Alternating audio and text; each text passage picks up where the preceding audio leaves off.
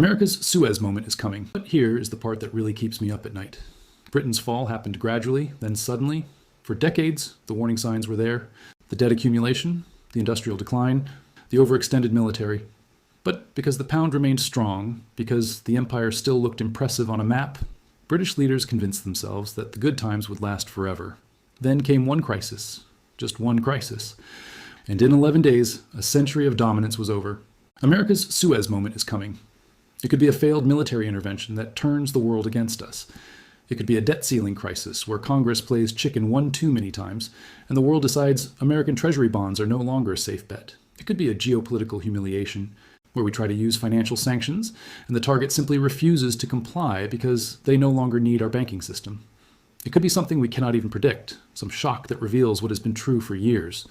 America is living beyond its means, sustained only by the world's willingness to keep accepting our currency. The numbers for 2026 are particularly alarming. The Congressional Budget Office projects that interest payments on the national debt will exceed $1 trillion annually. We will be spending more on interest than we spend on defense, more on interest than we spend on Medicare. We will be like a household that is so deep in credit card debt that the minimum payments alone consume most of the paycheck. When Britain reached this point, the end came fast. There was no gradual decline. There was no gentle transition. One day Britain was making demands, the next day Britain was taking orders. One day, the pound was a symbol of global power.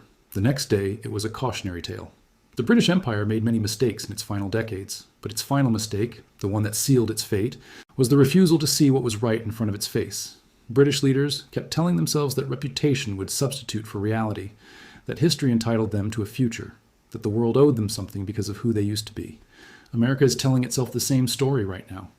We believe that because we won the Cold War, because we built the internet, because we put men on the moon, the world will keep accepting our currency and our leadership forever. We believe that being American means the rules of economics do not apply to us. Every fallen empire believed the same thing. The British pound did not collapse because of enemies. It collapsed because of choices. Choices to spend more than they earned. Choices to borrow instead of build.